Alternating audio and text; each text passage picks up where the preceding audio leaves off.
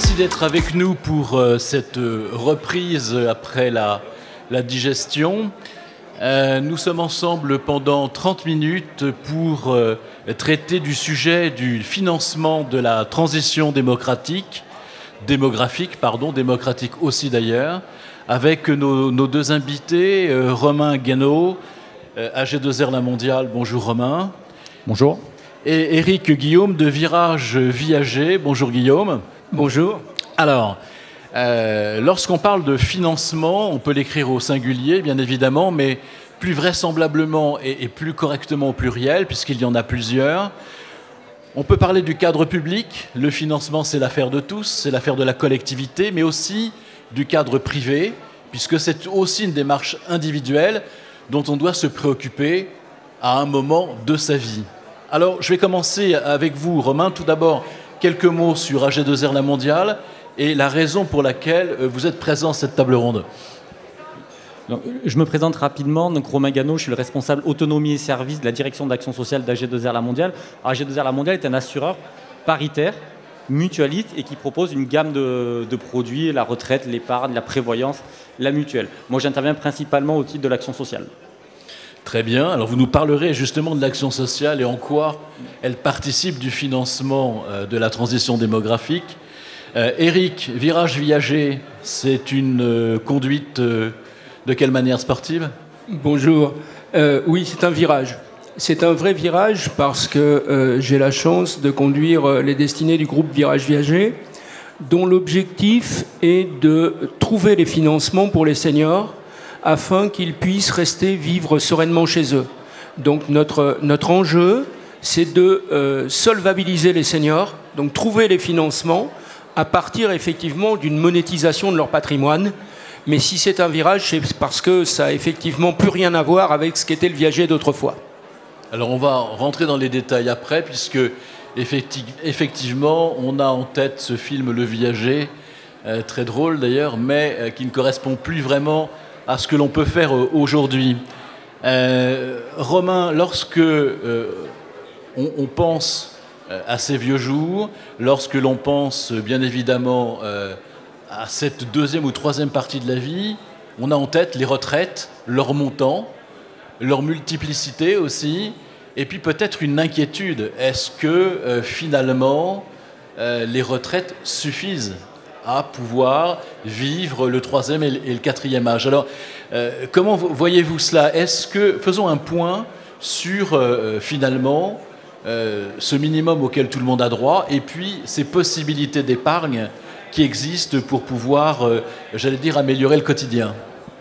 Alors, tout d'abord, il y a une confusion entre deux notions. La retraite et le financement de la perte d'autonomie, ce n'est pas la même chose. Je vais revenir sur l'histoire de la retraite.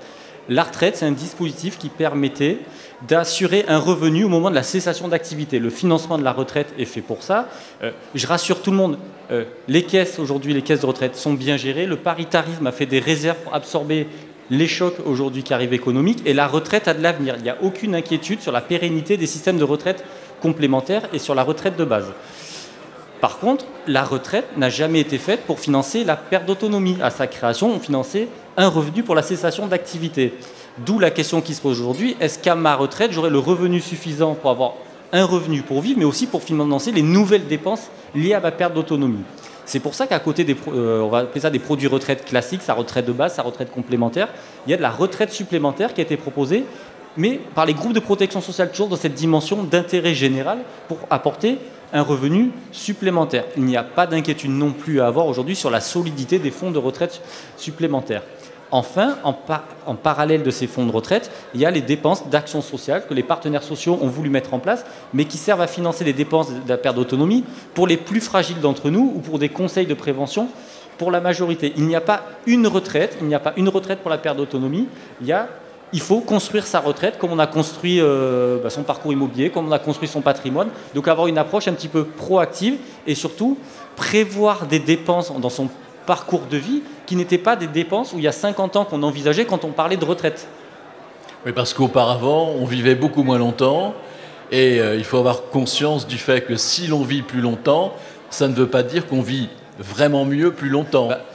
Alors, c'est compliqué, il y a plein de notions, mais à la création, les premières personnes qui ont pu bénéficier de la retraite à l'après-guerre en bénéficiaient 2 ou 3 ans. Elles n'en bénéficiaient pas 35 ans. Quand on regarde sur les retraites des ouvriers aujourd'hui, le paradigme a changé. D'où il faut aller chercher des nouvelles sources de financement. Mais je dis attention aux discours aujourd'hui qui sont un peu de dire de faire des économies de la retraite pour payer les politiques de dépendance. Ça n'a pas de sens d'un point de vue ne serait-ce macroéconomique. Ça ne peut pas marcher. Donc les choses ont changé, d'ailleurs le monde aussi, puisque nous entrons dans l'ère du 4e âge. On a bien commencé en 2030 déjà, il y a des chiffres qui sont là. Alors qu'est-ce qu'on peut faire? Parce que effectivement, s'interroger c'est bien, trouver des solutions c'est mieux.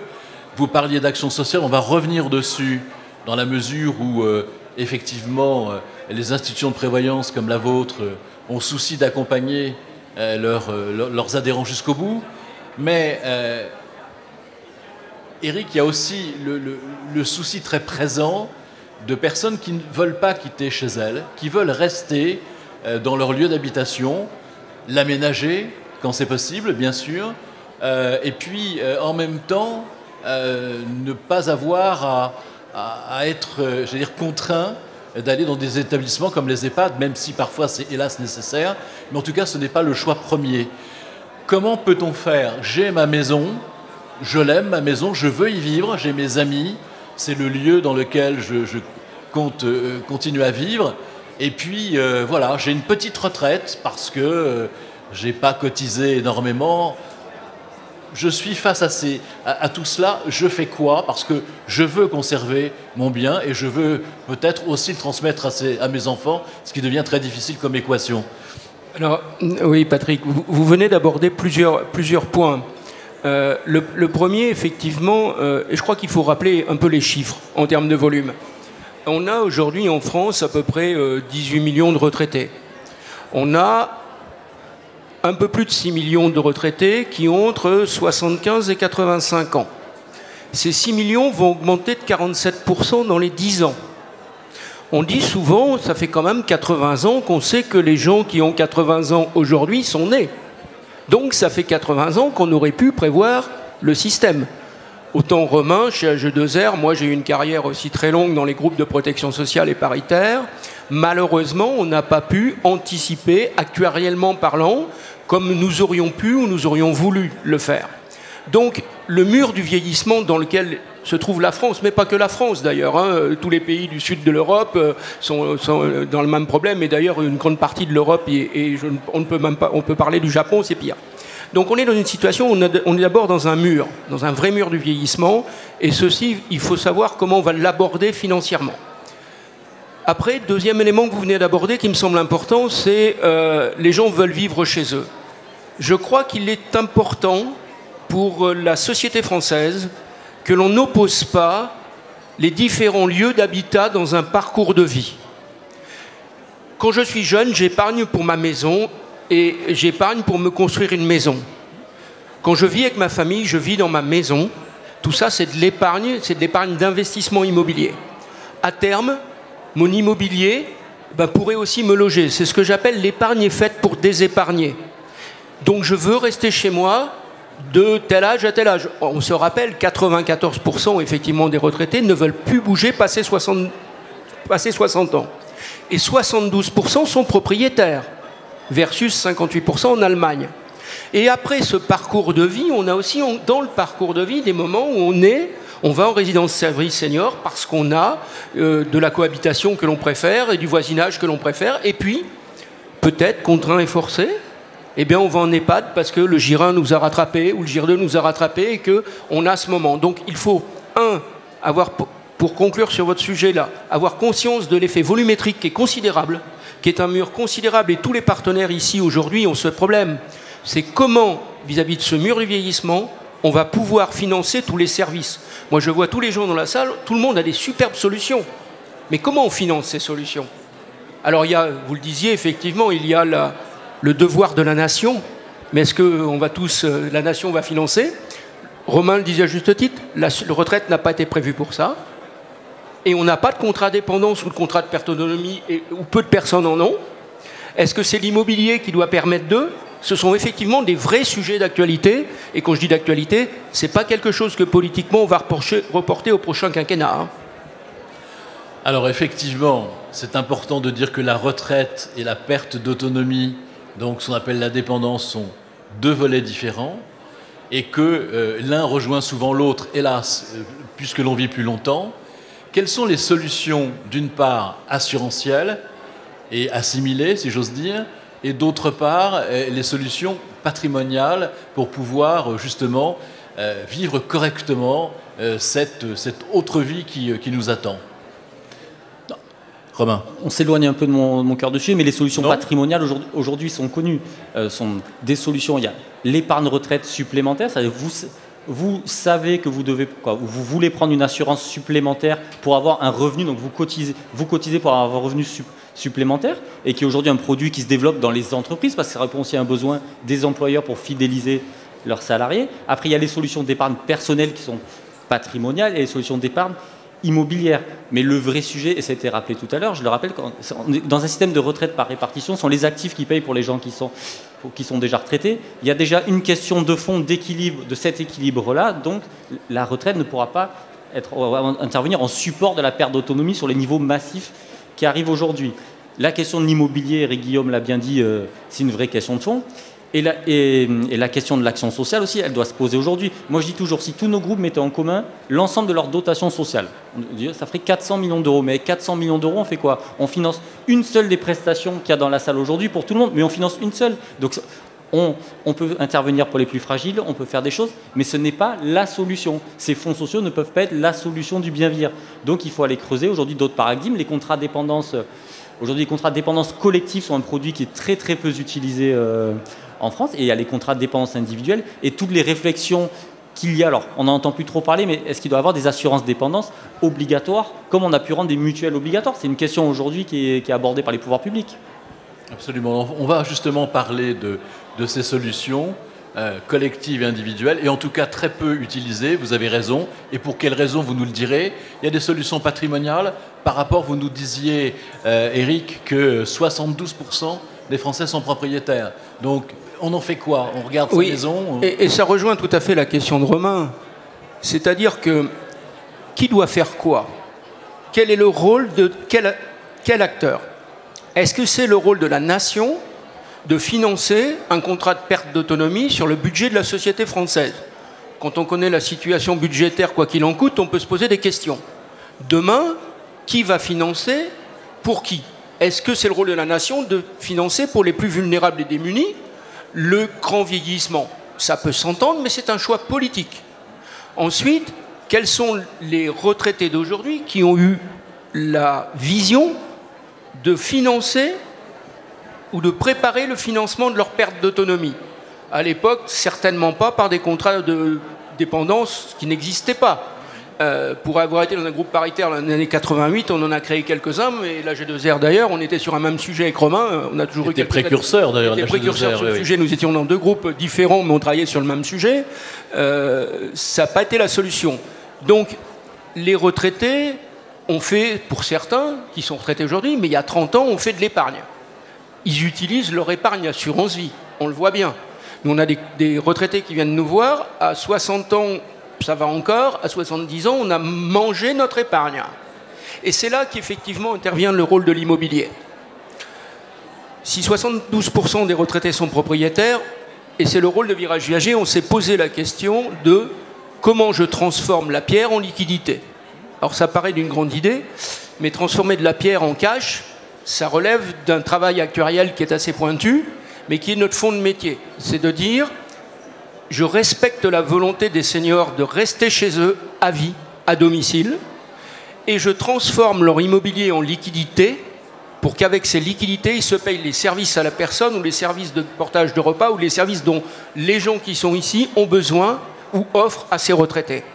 Donc la transformation du patrimoine en liquidité, qui est une forme de démembrement immobilier qui permet de rester chez soi et de profiter de la vie à domicile en respectant leur bon vouloir, leur donne aussi un capital extrêmement important. Je dis bien un capital et pas de rente. On n'est plus dans la rente de Jeanne Calment dont vous le parlez. On a sécurisé le système parce qu'on ne voulait absolument pas un système morbide où il y en a un qui parie sur la rente. Et c'est pour lequel on a totalement modifié le système du viager. Et les Français sont prêts à accueillir cette transformation?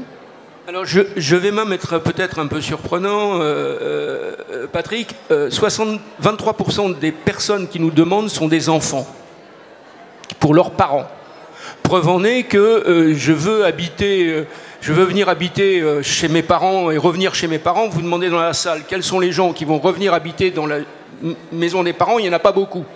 Ensuite, on a les problèmes d'indivision, on a les problèmes de fratrie, on a toutes ces questions-là. Donc, est-ce que les Français sont prêts? Je dirais oui, l'image d'Épinal, je veux revenir à la maison, ça existait autrefois quand le plus vieux de la famille héritait de la ferme familiale. Aujourd'hui, l'enjeu est vraiment un enjeu double. Comment d'abord, il n'est pas comment on trouve des retraités qui ont envie de transformer leur patrimoine en liquidité, et l'enjeu est en même temps, c'est comment on trouve les fonds, comment on trouve les liquidités sans tenir compte de la nation, ni de l'État, ni du budget de la nation, pour ce faire. Et ça, c'est notre fond de métier chez Virage Viager. Bien sûr, il faut trouver les partenaires financiers, les banques, etc. et donner de l'envergure. C'est plus du B2B, c'est beaucoup plus compliqué. Et c'est de mettre en vis-à-vis deux parties. Et effectivement, ça doit... Je vous en prie, oui. Oui, l'idée, effectivement, c'est de la mutualisation du risque. C'est ce qu'on a fait, c'est de la mutualisation du risque. C'est au lieu d'acheter un bien à une dame et lui laisser vivre sereinement sa vie en lui payant un petit bouquet et une petite rente, eh ben, c'est de trouver des institutionnels qui achètent en grand volume. C'est vrai que ce sont des tickets d'entrée entre 100 et 200 millions d'euros, ce qu'on appelle un fonds d'investissement viager, qui achètent le bien, qui laisse les retraités, mais il n'achète pas un bien, il achète 400 biens avec ce volume-là, et il mutualise le risque de longévité, le risque géographique, et ça permet mathématiquement d'équilibrer la situation et donner un gros capital immédiat aux retraités.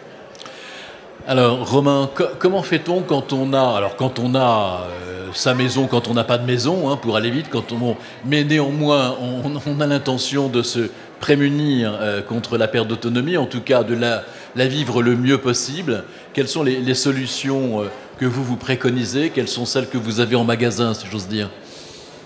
Ce qui est compliqué aujourd'hui, c'est qu'il n'y a pas de démarche... Les retraités s'intéressent à la perte d'autonomie ou leur famille généralement quand c'est trop tard. La prévention, c'est pas culturel dans la société française cette prévention, mais sur tous les sujets. Donc le premier sujet, déjà, on essaie de sensibiliser le plus tôt possible, c'est-à-dire au moment du passage à la retraite, voire avant, aux problématiques qui vont se poser dans les 30 ans qui viennent. La cessation d'activité, le maintien du lien social. Et pendant qu'on parle de tout ça, on peut aussi parler du concept, moi je dis, ma maison vieillit avec moi. C'est quoi votre projet? Aujourd'hui, on a quand même des gens... le parcours résidentiel n'est pas linéaire, c'est pas de la maison à l'EHPAD. Il y a des gens qui choisissent de plus en plus de déménager au moment de la retraite. Ils se rapprochent de leurs enfants ou ils s'éloignent de leurs enfants, d'ailleurs ça arrive aussi. Mais le parcours résidentiel n'est pas linéaire. Donc c'est au moment du passage à la retraite, les interroger un petit peu sur leur projection de vie. Et après, il y a des personnes, et comme dit, tout le monde n'est pas propriétaire. Il y a même des personnes, il y a aussi les SDF de plus de 60 ans qui sont une vraie question sociétale. Mais c'est de se dire aujourd'hui, dans votre projection du parcours de vie, vos projets de vie futurs, est-ce que vous avez les moyens de les réaliser? Est-ce que vous pouvez absorber les aléas? Et dans ce cas-là, chacun son métier. Aujourd'hui, nous, on propose des contrats d'assurance dépendance. Mais après, on rappelle aussi qu'il y a aussi les régimes, les partenaires sociaux ont mis en place des dispositifs, des aides financières pour les gens qui n'auraient pas les moyens de maintenir l'autonomie. Par contre, et je suis entièrement d'accord avec Eric depuis tout à l'heure, qui nous dit le mur qui est face à nous aujourd'hui n'est pas anticipé. Et une des raisons pour laquelle il n'a pas été anticipé, ça fait 15 ans que tout le monde attend, alors une loi grand âge entre guillemets, mais dont le seul intérêt de la loi grand âge est de poser le socle de base de la solidarité. Et quand on connaîtra avec une vision un peu claire quel sera le socle de base de la solidarité, on pourra anticiper sur quel produit on met en place. Mais à force d'attendre tous les 5 ans, il y aura une loi et dans 2 ans on la fera, il y a tout un tas, je pense, d'actions, de nouveaux produits, de développement d'offres comme celle d'Eric qui n'ont pas été faites ou sur lesquelles on n'a pas assez mis l'accent en se disant va y avoir un socle de base. Et aujourd'hui, voilà, le mur est devant nous et ce n'est pas dans 5 ans. Donc je pense que tous les produits que j'ai appelés plutôt d'épargne patrimoniaux à titre individuel, il y a le viager, il y a des nouvelles formes de prêts hypothécaires aussi qui sont amenés à se développer et ce n'est pas pour rien que l'ensemble des acteurs de la protection sociale aujourd'hui s'intéressent à ces sujets-là. Et il faut quand même regarder le rôle précurseur des partenaires sociaux. Les partenaires sociaux ont été précurseurs sur la retraite, ont été précurseurs sur la mutuelle. Si aujourd'hui ils sont tous en train de regarder des produits basés sur la liquéfaction du patrimoine, je pense que ce n'est pas pour rien. Donc il faut, le maître mot, c'est anticiper. Alors, quand on peut anticiper, il faut le faire le plus tôt possible. Et puis quand on ne peut pas, on est contraint, j'allais dire, mieux vaut avoir un patrimoine à l'évidence, ou une retraite, ou une épargne préalable élevée, puisque ça ne vient pas comme ça d'un jour à l'autre. En fait, moi, j'ai l'impression que vous adressez à une large population. Cette large population, c'est finalement celle qui souffre le plus. Je ne veux pas faire de provocation, mais la République prend en charge les plus démunis, c'est tout à fait normal. Et ceux qui ont la chance d'être fortunés ou d'avoir amassé un gros patrimoine n'ont pas tellement besoin de solutions de remplacement, puisque la solution, c'est directement leur patrimoine. Maintenant, les classes moyennes dont vous parliez, les 72%, ou ceux qui ne sont pas propriétaires, mais qui ont vécu, j'allais dire, normalement, entre guillemets, c'est cela qui pose un véritable problème. Quel conseil vous leur donneriez en imaginant qu'ils ont, bien sûr, quelques années devant eux pour pouvoir préparer ce qu'on appelle le risque de longévité? Je pense qu'on ne peut pas classer dans des silos extrêmement précis les problématiques du vieillissement. Toutefois, j'ai tendance à dire effectivement que nos retraités sont, parce qu'on citait le chiffre d'une propriété immobilière à 72%, et les actifs de manière générale c'est aussi très important, mais les retraités sont riches de patrimoine et pauvres de trésorerie. Riches de patrimoine parce qu'ils font partie d'une génération qui a acquis dans les années 50 un certain nombre de biens. Et pauvres de trésorerie parce qu'aujourd'hui, pour avoir passé 35 ans dans les régimes de répartition, je ne vais certainement pas les critiquer, je sais qu'ils sont le socle de base. Mais on regarde aujourd'hui, la retraite de base va être augmentée de 4%, les retraites complémentaires un petit peu moins, avec un effet différé. Le pouvoir d'achat, suite aux événements internationaux que nous avons, que ce soit l'Ukraine, le gaz, etc., on ne peut pas penser que les retraités vont maintenir leur pouvoir d'achat. C'est totalement inenvisageable. Et donc la question qui se pose aussi pour les gens qui nous écoutent, c'est comment vont-ils financer les produits que les gens qui nous écoutent, que vous avez à leur vendre aujourd'hui? Parce qu'on peut inventer toutes les solutions du monde dans la silver economy. Mais si personne ne peut les acheter, ça va servir à quoi?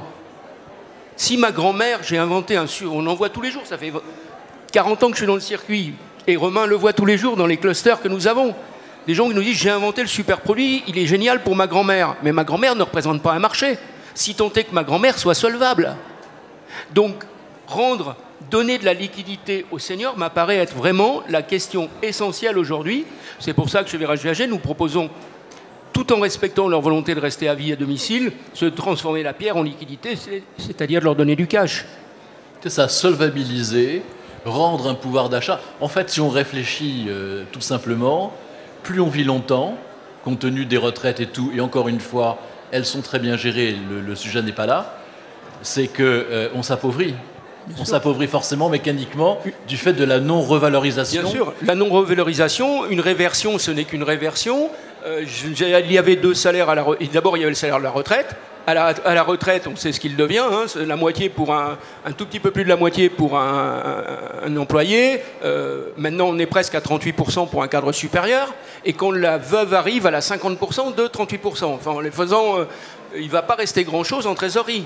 Donc si on n'arrive pas à avoir un patrimoine ou si on n'est pas couvert par des contrats d'assurance et il a fallu anticiper, effectivement, le pouvoir d'achat, ça va être assez compliqué dans les mois qui viennent. Alors, c'est sûr que dans les mois qui viennent, la situation va être compliquée pour tout le monde. Hein, quand on va régler les prix de l'énergie, mais dans notre secteur d'activité, le bien vieillir, les prix d'énergie vont impacter la trésorerie des retraités. Mais comment les EHPAD vont pouvoir payer leurs factures d'électricité à la fin de l'année? Moi, je me pose aujourd'hui la question, quand on voit l'augmentation des coûts de l'énergie, eux, ils n'ont pas des contrats réglementés. Donc, j'ai attention. Après, je pense que le sujet quand même est mixte à prendre avec plusieurs bouts. Il y a un côté, ce que tu dis, redonner de la trésorerie aux retraités. Et oui, quand c'est possible, oui. Mais il y a aussi un côté, changer les modèles d'affaires un petit peu qui existent aussi dans la silver economy. Je rappelle quand même des bonnes nouvelles. Hein. 85% d'entre nous, on ne vieillira pas dépendant. Hein. Donc, il n'y aura que 15% de retraités, il faut quand même le rappeler. Donc, c'est comment des contrats vont pouvoir couvrir le risque collectif. Donc pour moi, il faut le couvrir de risque collectif parce que c'est ces 85%-là qui équilibreront. Et après, il y a comment des entrepreneurs de la silver economy, ce ne sera pas le sujet de cette table ronde, peuvent changer les modèles d'affaires. On parle de recyclage des techniques, on parle de leasing aujourd'hui et plus de vente de solutions, on parle de mise à disposition par des tiers financeurs. C'est tout le modèle qui doit changer parce qu'un système qui ne peut pas fonctionner, Eric l'a très bien dit, les retraités aujourd'hui ne pourront pas acheter l'ensemble des solutions qu'on leur propose. Et ceci malgré l'intérêt des institutionnels. Nous avons développé une activité de démembrement viager immobilier il y a plus d'une dizaine d'années. Il y a une dizaine d'années, on arrivait à trouver, je vais vous donner 2 chiffres qui sont essentiels, on arrivait à trouver une 50aine de millions pour investir par an au bénéfice des seniors, par an. Aujourd'hui, on arrive à trouver à peu près, à collecter 80 millions par mois. C'est-à-dire que l'année 2021, on a collecté 1 milliard d'euros au bénéfice des retraités. Autre parenthèse, c'est en une année ce qu'on a attendu des années pour faire la loi 3A. Hein. Donc le domaine et le monde privé, le patrimoine privé et le monde privé est capable de trouver des solutions, là où effectivement, où les solutions qui sont en une année le double de ce qu'on a trouvé en X années dans le domaine politique. Je vous laisse ce jugement faire. Mais quand on voit aujourd'hui des groupes comme Préfonds, qui est une caisse de prévoyance de la fonction publique, quand je vois la Matmut, qui sont des gros organismes, qui sont le groupe Vive, qui investissent dans des fonds d'investissement pour permettre aux seniors de rester chez eux et qui rentrent dans le modèle industriel de virage viager, on sent bien que c'est une solution pour solvabiliser tous les seniors. D'ailleurs, c'est ce qui, moi, m'étonne en tant qu'observateur, c'est ces mariages, ces fiançailles entre groupes, AG2R La Mondiale avec, vous allez nous le dire, etc. Mais vous cherchez en fait des partenaires pour des complémentarités, pour accompagner jusqu'au bout, pour que vous soyez multi-solutions en fait, sans exclure, parce que c'est ça le rôle des... Non, enfin, bon, vous essayez en tout cas. Non, c'est un peu complémentaire. Nos groupes au départ s'appelaient des caisses de retraite complémentaires. Et complémentaire, ça veut bien dire c'est en complémentarité d'autres acteurs. Après, aujourd'hui, nos groupes peuvent être à la fois concurrents sur des produits très concurrentiels auprès des entreprises, peuvent être alliés sur des projets d'action sociale et peuvent même investir ensemble dans des nouvelles solutions. Mais je pense qu'il faut se rappeler l'ADN du paritarisme et du mutualisme, c'est quand même bien travailler ensemble. Bien sûr. Et c'est exactement pareil dans le monde assurantiel. Préfonds, c'est un collecteur d'épargne, plan d'épargne, pour les actifs de la fonction publique. Mais il a des clients qui vieillissent et il ne peut pas les laisser sur le bord de la route. Matmut est un assureur auto-habitation et une partie santé, mais s'il veut les accompagner en vieillissant, que fait-il ? On a un partenariat industriel parce que chaque assureur, chaque institutionnel a vocation, lui aussi, à accompagner l'ensemble de ses clients, l'ensemble de ses sociétaires, de ses partenaires, tout au long du parcours de vie. Merci, messieurs. Alors, on a encore 3 minutes pour conclure. Quelques conseils. Je rappelle le thème. Quel financement pour la transition démographique ? Que peut-on faire pour anticiper ? D'abord avec vous, Romain, et ensuite avec vous, Eric. J'ai pas de baguette magique, je le dis de façon très franche. Pour moi, c'est commencer à penser sa retraite, à préparer sa retraite à partir de 50 ans. Se poser déjà les questions, qu'est-ce que je veux faire ? Qu'est-ce que je veux faire ? C'est quoi mon projet de vie ? Et il peut y avoir plein de projets de vie. Aujourd'hui, on n'est pas non plus une cessation. La cessation d'activité et la retraite ne sont pas donc forcément liées. On peut avoir envie de lancer une nouvelle activité sous une autre forme. Par contre, c'est l'anticiper. Et si dans son projet de vie, il y a rester vivre au même endroit, c'est garder en tête que ma maison vieillit avec moi. Et de la même façon qu'on fait des travaux d'embellissement, on la rend juste plus pratique. Je ne parle pas d'adaptation de vieillissement de la maison. Pensez à la rendre pratique pour plus tard. Moi, je donne un exemple. Ma maman, qui n'a jamais eu le moindre conseil d'ergothérapeute et autres, quand elle a refait faire son appartement, parce qu'elle avait 20 ans qu'elle avait besoin, elle a quand même commencé à penser à se dire, tiens, il vaudrait mieux mettre une douche, certains genres de choses. Voilà, pensez que la maison va vieillir avec soi et savoir ce qu'on veut faire de sa maison. Est-ce que c'est un support patrimonial ? Est-ce que c'est un endroit où on veut vivre ? Est-ce que c'est juste une étape de notre vie ? Aujourd'hui, je ne sais pas, moi, les générations qui sont la mienne ou même les générations qui seront plus jeunes, quand je vois le nombre de fois on déménage dans une vie, est-ce qu'on aura la même perception du chez-moi ? Est-ce que notre chez-moi sera forcément une maison, un bâti, ou sera juste l'endroit où on est à un moment donné ? Et ça, je ne peux pas le savoir. Mais en tout cas, il faut se projeter à partir de 50 ans sur la préparation de sa retraite. Alors, Eric, je pense que vous serez d'accord pour se projeter. Qu'est-ce qu'on peut faire en 1 minute ? Je crois qu'il faut effectivement essayer de regarder, essayer de penser ce dont on a envie dans les années qui restent. Est-ce qu'on a envie, soi-même, avec nos enfants, dans une vraie logique familiale, sur le plan financier, je disais l'épargne est faite pour des épargnés, l'immobilier aussi, mais aussi de s'accompagner de tous les professionnels qui sont ici, parce qu'on vivre tout seul, y compris dans sa maison, si elle est bien entretenue, ou avec du capital, mais s'il n'y a pas de lien social, ça ne servira pas à grand-chose. Donc je pense qu'il faut qu'on arrive tous ensemble, et c'est pour ça que les institutionnels regardent ces sujets-là, parce qu'ils ont une vraie vocation à accompagner leurs sociétaires toute la vie. Bien, merci messieurs, je pense qu'on peut les applaudir, en tout cas c'était très clair. Merci à toi.